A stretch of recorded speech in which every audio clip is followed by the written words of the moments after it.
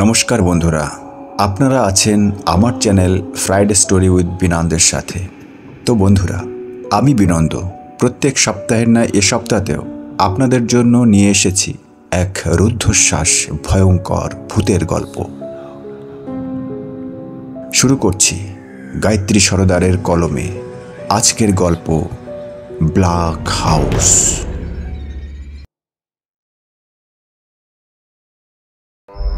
তুমি কি কখনো এমন একটা বাড়ির কথা শুনেছ যেটা নিজের মানুষকে বেছে নেয়, যেটা জীবিতদের ডাকে কিন্তু ফিরতে দেয় না, যেখানে ইতিহাস আর ভূত মিলে তৈরি করে এক ভয়াবহ সত্য? আর সেই সত্যকে নিয়ে আজকে শুরু করছি এই গল্প। অর্ণব, বয়স আনুমানিক ২৬ বছর। শহরের মানুষ, শহরেই তার বেড়ে ওঠা। সে একজন উদীয়মান হরর গল্প লেখক। শহরের ব্যস্ততা, ফালতু প্রেম, সস্তা হরর এসব তার আর ভালো লাগছে না। তাই সব ছেড়ে দিয়ে সে একটা সত্যিকারের গল্প খুঁজছে। ইন্টারনেট ঘাঁটতে ঘাঁটতে তার চোখে পড়ে এক রহস্যময় গ্রাম, যার নাম মুড়িগাছি। এখানেই আছে সেই কুখ্যাত জমিদার বাড়ি, যার নাম মানুষ মুখে আনতে ভয় পায়। আর এই ভয় পাওয়াটাই অর্ণবের কাছে যেন একটা এক্সাইটমেন্ট হয়ে দাঁড়িয়েছে। তাই সে মনে মনেই ভাবতে লাগলো, গল্পটা যদি সত্যি হয় তাহলে এটাই হবে আমার ক্যারিয়ারের মোড় ঘোরানোর কাজ। অর্ণব তাই আর দেরি না করে তার বাইকটা নিয়ে মুড়িগাছি গ্রামের দিকে রওনা হলো। সাথে ক্যামেরা, রেকর্ডার, ল্যাপটপ, একটা পুরানো ডায়েরি সব সঙ্গে নিয়েছে। তার মাথায় এখন নানা রকম চিন্তা ঘুরপাক খাচ্ছে। আর সে চিন্তাগুলো অবশ্যই সেই পুরানো বাড়ির সম্বন্ধে। এই সব কথা ভাবতে ভাবতে সে কখন যে মুড়িগাছি গ্রামের মধ্যে প্রবেশ করেছে সেটা তার খেয়ালই ছিল না। এখানে এসে অর্ণব দেখল এখানকার প্রকৃতি অতীব সুন্দর, মনোরম। কিন্তু গ্রামের প্রকৃতি যতটা মনোরম, সুন্দর, কিন্তু এখানকার মানুষগুলো ঠিক ততটাই অদ্ভুত, আশ্চর্যজনক। এখানে অর্ণব যে কটা লোকের কাছে সেই জমিদার বাড়ির রহস্যের কারণ জানতে চেয়েছে, তারা কেউ তাকে কিছুই বলতে পারল না। বরং তার দিকে কেমন একটা অদ্ভুত দৃষ্টিতে তাকিয়ে চলে যাচ্ছে। কিন্তু অর্ণব তার হাল ছাড়ল না। সে তার চেষ্টা চালিয়ে যেতে লাগলো। রাস্তা দিয়ে যেতে যেতে সে দেখতে পেল একটা বড় অশ্বত্থ গাছের নিচে একটা অতি বয়স্ক বুড়ো মানুষ বসে আছে। আর সে একটানা তার দিকেই তাকিয়ে আছে। সে গাড়ি থেকে নেমে তার কাছে হেঁটে গেল। অর্ণব সেই বুড়ো লোকটার কাছে গিয়ে তার সব কথা তাকে বলল।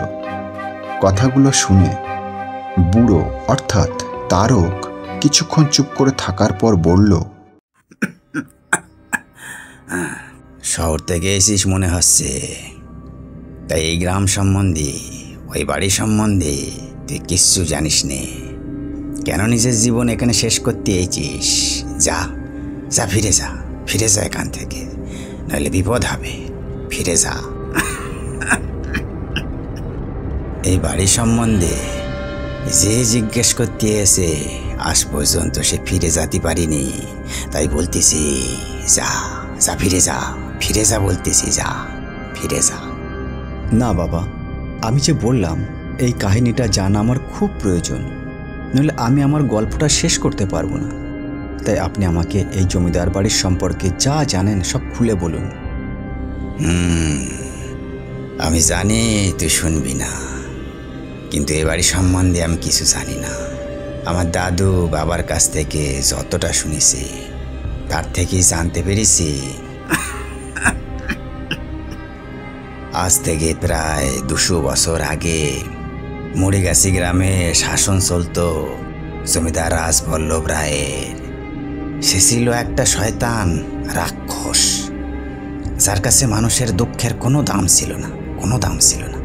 সে শুধু জানতো যেন তেন প্রকারে খাজনা আদায় করতে। আজ যারা খাজনা দিতে পারত না, জমিদার তাদের হাত পা বেঁধে খুঁটির সাথে ঝুলিয়ে রেখে তার উপর চাবুকের পর চাবুক মারত।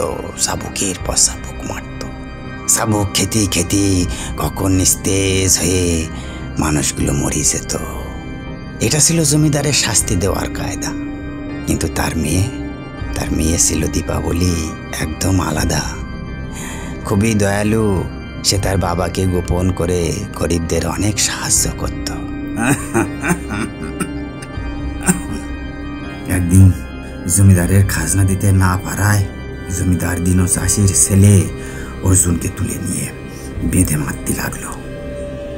বাবারই ওভাবে মারতে দেখে দীপাবলি তার বাবার হাতে পায়ে পড়ি মিনতি করতে লাগলো। অর্জুনই ছেড়ে দেওয়ার জন্য মিনতি করতে লাগলো, তার পরাণ ভিক্ষে দিতে অনুরোধ করতে লাগলো। কিন্তু নিজের মেয়ের এই রকম আচরণ দেখিয়ে জমিদার নিজের মাথাটা ঠিক রাখতে পারলো না, তার মেয়েকে মেরেই ফেলে দিল। কিন্তু ওই উপরের ভগবান আছেন, তিনি সব দেখেন, তিনি কিভাবে এত বড় অন্যায়কে মেনে নিতে পারে। তাই সেই দিন রাত্রি আগুন লেগে যায় ওই জমিদার বাড়িতে, আর সেই আগুনেই জমিদার পুড়ে মরে যায়। কিন্তু কিভাবে আগুন লেগে যায় কেউ জানে না। কিন্তু গ্রাম শুদ্ধ মানুষ খুব খুশি হয়েছিল ওই জমিদার মরে যাওয়ার জন্য। কারণ ওই জমিদারের হাত থেকে সবাই বেঁচে গেছিল, খাজনার হাত থেকে সবাই বেঁচে গেছিল। কিন্তু কিছুদিন পর থেকেই গভীর রাতের দিকে শোনা যায় ওই অত্যাচারী রাজবল্লভের বুক হিম করা অট্টহাসির সঙ্গে চাবুকের আওয়াজ, আর তার সঙ্গে দয়ালু দীপাবলির কাকুতি ভরা কণ্ঠে কান্নার আওয়াজ। কেউ তো তাকে ওই জমিদার বাড়ির জানলার ধারে দাঁড়িয়ে থাকতে দেখেছে। গল্প শুনতে শুনতে হঠাৎই অর্ণবের বুকের বাঁদিকে শিরায় টান লেগে যাওয়ায় সে বুক চেপে চুপচাপ বসে কিছুক্ষণ যন্ত্রণায় ছটপট করতে লাগলো। এই দৃশ্য দেখে তারক একটু অবাক হয়, আর কিছু ঘটনার কথা তার মনে পড়ে যায়। কিন্তু তখন সে অর্ণবকে কিছুই বলল না। কিছুক্ষণ পর অর্ণব একটু স্বাভাবিক হলে সে বৃদ্ধ তারককে প্রণাম করে সেখান থেকে রওনা দিল পুরানো জমিদার বাড়ির দিকে। সন্ধ্যা প্রায় হব, সূর্য ডুবে গেছে, চারদিকটা কেমন যেন আবছা আবছা অন্ধকার। অর্ণব এখন এসে দাঁড়িয়ে আছে সেই অভিশপ্ত ভয়ঙ্কর জমিদার বাড়ির সামনে। সে দেখল পুরো জমিদার বাড়িটা কেমন কালো কালো শ্যাওলায় ঢেকে গেছে। বাড়ির কানা থেকে ইট খসে খসে পড়ছে। বাড়ির গা দিয়েই বেড়ে উঠেছে দু একটা বড় অশ্বত্থ গাছ। এই রকম বাড়ি দেখলে যে কারোরই গা শিউরে উঠবে। কিন্তু অর্ণব সেই বাড়িটিকে এক উৎসুক ও আকর্ষণীয় দৃষ্টিতে দেখছিল। সে তার আবেগকে আর চেপে না রেখে তাড়াতাড়ি সেই ব্যাগ থেকে ক্যামেরাটা বার করে সব রেকর্ড করতে আরম্ভ করল। অর্ণব দরজা খুলে ভিতরে ঢুকতে আরম্ভ করল। ক্যামেরা নিয়ে এগুতেই কোথা থেকে এক ঝাঁক বাদুড় তার সামনে দিয়ে উড়ে গেল। এটা দেখে সে ভয় পেয়ে বসে পড়ল। কিছুক্ষণ পরে অর্ণব আবার উঠে ভিতরে ঢুকতে আরম্ভ করল। বাড়ির ভিতরে চারদিকে মাকড়সার জাল, ধুলো, নোংরা এসবগুলোকে এড়িয়ে কিছুটা এগিয়ে যেতেই অর্ণব দেখতে পেল একটা বড় ছবি। ছবিটা দেখে তার চোখ স্থির হয়ে গেল। সে ছবিটার দিকে তাকিয়ে থাকে, সব কিছু ভুলে এক অন্য আবেশে মোহিত হয়ে সে ছবিটার দিকে তাকিয়ে থাকে। ছবিটি আর কারো নয়, ছিল দীপাবলির। কি সুন্দর লাবণ্যময়ী চেহারা, আর তার চোখ দুটি ছিল অতীব সুন্দর। কিছুক্ষণ দীপাবলির চোখের দিকে তাকিয়ে থাকার পর হঠাৎই অর্ণব দেখতে পেল দীপাবলির চোখ দুটি জলজল করে উঠছে। কোথা থেকে এক অট্টহাসির আওয়াজ ভেসে আসছে, আর তারই মধ্যে শোনা গেল একটা কণ্ঠস্বর। কেন এসেছো এখানে? কেন এসেছো? পালিয়ে যাও, পালিয়ে যাও বলছি, পালিয়ে যাও এখান থেকে। উনি আসছে, পালিয়ে যাও, পালিয়ে যাও এখান থেকে। নইলে উনি আবার তোমাকে মেরে ফেলবে। পালিয়ে যাও, পালিয়ে যাও, পালিয়ে যাও এখান থেকে। পরের দিন সকালে তারক তার ঘরের দরজা খুলে বাইরে বার হয়ে দেখে অর্ণব তার বারান্দায় শুয়ে আছে। তারক তাকে ডাকায় সে চমকে উঠে বসল। কি বাসা, দেখা হলো তার সাথে?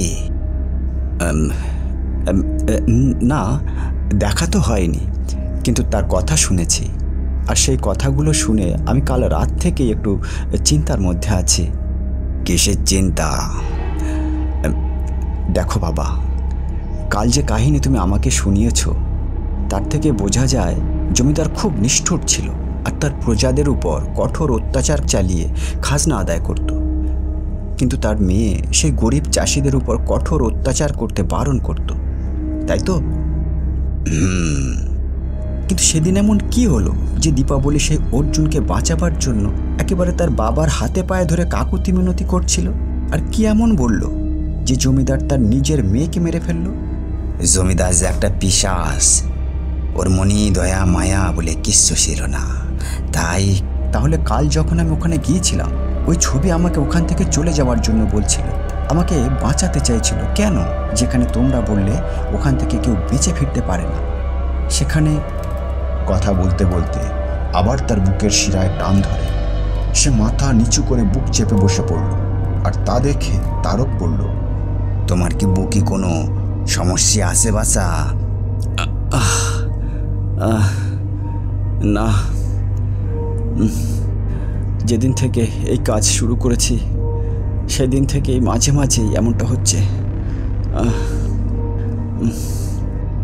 এই যন্ত্রণা তো কিছু বাদই ঠিক হয়ে যাবে, কিন্তু আমার মনের মধ্যে যেসব প্রশ্নগুলো ছটফট করছে সেগুলোর যন্ত্রণা তা কিভাবে সহ্য করব?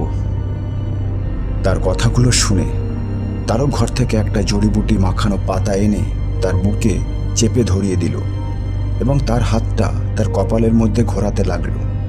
ঘোরাতে ঘোরাতে আচমকা তার হাতটা সরিয়ে নিয়ে তার মুখের দিকে বড় বড় চোখ করে তাকিয়ে বলতে লাগলো, তুই এখান থেকে চলি যা বাসা। তুই এখানে থাকিস না, নইলে তোর পরাণ চলে যাবে। তোর পরাণ থাকবে না, চলে যাবে। তুই চলি যা। কি হয়েছে বাবা, কি হয়েছে? এক্ষুনি তো সবই ঠিক ছিল, হঠাৎ করে কি হলো? ওসব আমি তোর কিচ্ছু বলতে পারবো নি। আমি শুধু এটা বলতে পারি, তুই এখানে থাকলি তোর বিপদ ঘটবে, ঘোর বিপদ ঘটবে। তাই বলতেছি তুই পরাণ বাঁচিয়ে এখান থেকে চলি যা। না বাবা, না, আমি আমার প্রশ্নের উত্তর না বের করে এখান থেকে কোথাও যাব না, কোথাও না। বলে সে তার ব্যাগ কাঁধে নিয়ে বেরিয়ে পড়ল। তারক তাকে অনেক আটকানোর চেষ্টা করেছে, কিন্তু পারেনি। অর্ণব মনে মনে সে প্রতিজ্ঞা করেছে আজ এর সত্য সে উন্মোচন করবে। তাই রাত্রে সে পৌঁছে গেল সেই জমিদার বাড়ি। সেখানে গিয়ে জোরে জোরে চিৎকার করে ডাকতে লাগলো সেই কণ্ঠস্বরধারী রমণীকে। কোথায় তুমি? কোথায় লুকিয়ে আছো? বেরিয়ে এসো। আজ কেন আমার কথার উত্তর দিচ্ছ না? বেরিয়ে এসো বলছি। কাল না তুমি আমাকে বাঁচাতে চেয়েছিলে, তাহলে আজ কেন লুকিয়ে আছো? বেরিয়ে এসো বলছি। আর যদি আজ আমি এখানে প্রশ্নের উত্তর না পাই, তাহলে এখানেই আমি আমার জীবন দিয়ে দেব। এইভাবে অনেকক্ষণ বলার পর যখন কিচ্ছুই হচ্ছিল না, তখন একটা ছুরি বার করে তার গলার কাছে আনতেই সে অনুভব করল কি যেন তার হাতটা শক্ত করে ধরে রেখেছে। একটু জোড়াজুড়ি করতেই সামনে ফুটে উঠল একটি ছবি, দীপাবলির ছবি। এক অতীব সুন্দরী রমণী। অর্ণব তাকে দেখে একেবারে হতভম্ব হয়ে গেল, কিন্তু তার হতভম্বতাকে ভাঙিয়ে দিয়ে দীপাবলি বলল, তোমাকে না কাল বারণ করেছি এখানে আসতে, তাহলে আবার কেন এলে? বলছিলাম কি, এই বাড়িটাকে নিয়ে একটা কাহিনী লিখবো বলে আমি আগেও এখানে এসেছিলাম, কিন্তু এখানে আসার পর আমার মনের মধ্যে কিছু প্রশ্ন জেগেছে, আর যার উত্তর না নিয়ে আমি এখান থেকে কোথাও যাব না। শুনেছি এখানে যারা আসে তারা কেউ বেঁচে ফেরে না, তাহলে কেন তুমি আমাকে বারবার বাঁচালে? ওই স্তম্ভের নিচে থেকে আমাকে সরিয়ে দিলে, আর এখন নিজের জীবনকে বাঁচিয়ে ফিরে যেতে বলছো কেন? বলো কেন? কেন পাগলামি করছো? এখনই এখান থেকে তাড়াতাড়ি চলে যাও, ওনার আসার সময় হয়ে গেছে। যাও, চলে যাও, পালাও। ও, উনি মানে জমিদার রাজবল্লভ রায় তো? আসুক উনি, আমিও দেখব উনি কেমন নিষ্ঠুর জমিদার ছিলেন। তুমি তো আমার কোনো প্রশ্নের উত্তর দিলে না। উনি যদি আমার প্রশ্নের উত্তর দেন, আমি যাব না এখান থেকে। এই বলে সে ঘরের মধ্যে দাঁড়িয়ে রইল। আর ঘরের মধ্যে কোথা থেকে এক প্রকাণ্ড হাওয়া এসে সব জিনিসপত্র নাড়াতে শুরু করল। দীপাবলি বারবার অর্ণবকে সেখান থেকে চলে যাওয়ার জন্য অনুরোধ করতে লাগলো, কিন্তু অর্ণব কিছুই শুনছে না।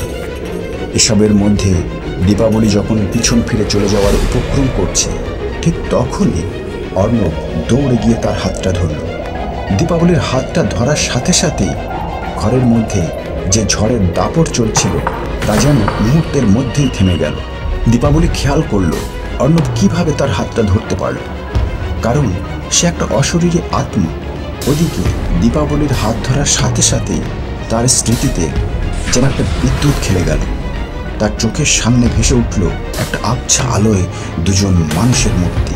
তার মনে হলো সে তাদেরকে খুব ভালোভাবেই চেনে, আর সাথে সাথে এক অসহ্য যন্ত্রণা হতে লাগলো তার বুকের মধ্যে। সে তাড়াতাড়ি দীপাবলির হাতটা ছেড়ে দিল আর বলল, এসব আমি কি দেখলাম এক্ষুনি? তুমি আর আমি একসাথে কি করে হলো? বলো তুমি আমাকে বলো, সব কিছু খুলে বলো। তখন দীপাবলি অর্ণবের দিকে তার হাতটা আবার বাড়িয়ে দিল। Kenapa tak tidur lagi, ha?